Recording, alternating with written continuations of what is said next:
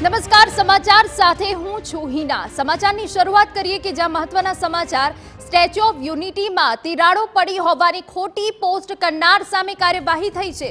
જી હા, ફરિયાદ દાખલ થઈ છે। રાગા ફોર ઇન્ડિયા નામના એક્સ એકાઉન્ટ પરથી પોસ્ટ કરી હતી। પોસ્ટમાં સ્ટેચ્યુ ઓફ યુનિટીમાં તિરાડો પડી હોવાનો ફોટો મુકાયો હતો। પ્રતિમા ગમે ત્યારે પડી શકે તેવા દાવા સાથે ટ્વીટ કરાયું હતું, જે ટ્વીટ પણ અમે આપને બતાવી રહ્યા છે। 2018નો ફોટો મૂકીને ખોટી રીતે આ ટ્વીટ કરવામાં આવ્યું હતું। આપને જણાવી દઈએ કે નાયબ કલેક્ટર અભિષેક સિન્હાએ યુઝર સામે પોલીસ ફરિયાદ કરી છે।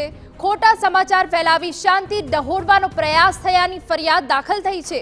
લોકોને ગેરમાર્ગે દોરી ખોટા પ્રચાર કરવા બદલ આ ફરિયાદ થઈ છે। પોલીસે ભારતીય ન્યાય સંહિતાની કલમ મુજબ ગુનો દાખલ કર્યો।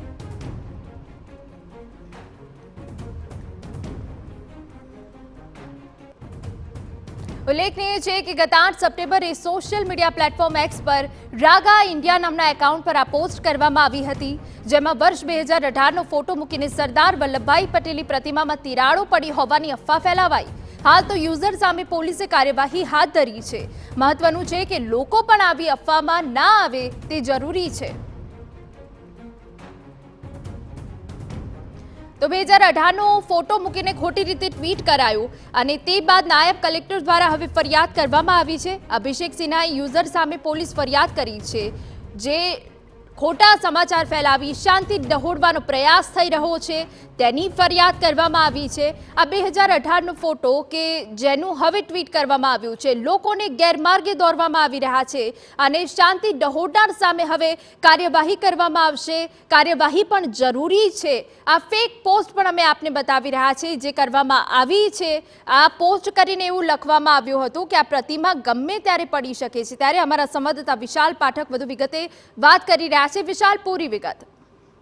જી, આ સ્ટેચ્યુ ઓફ યુનિટીની જે પ્રતિમા છે તેને એક્સ ઉપર ખોટી રીતે પ્રસારિત કરવામાં આવી હતી। રાગા ફોર ઇન્ડિયા નામનું જે એકાઉન્ટ છે તેના ઉપર એક પોસ્ટ મૂકવામાં આવી હતી। એક બાજુ સ્ટેચ્યુ ઓફ યુનિટીની ફૂલ આખી પ્રતિમા છે અને બાજુમાં એક પગનો જે ભાગ બતાવવામાં આવ્યો છે તેમાં તિરાડ પડી હોય કે દરાર પડી હોય તે પ્રકારની એક કોમેન્ટ પણ લખવામાં આવી છે, જેની સામે આજે કેવડિયા પોલીસ સ્ટેશન ખાતે એની ફરિયાદ નોંધવામાં આવી છે। આ જે પ્રતિમાનો જે બીજો જે ભાગ પગનો બતાવવામાં આવ્યો છે એ 2018માં જ્યારે પ્રતિમાનું નિર્માણ થતું હતું તે વખતનો ફોટો છે અને એની બાજુમાં જે આખી પ્રતિમા બતાવવામાં આવી છે તે હાલની પ્રતિમા છે।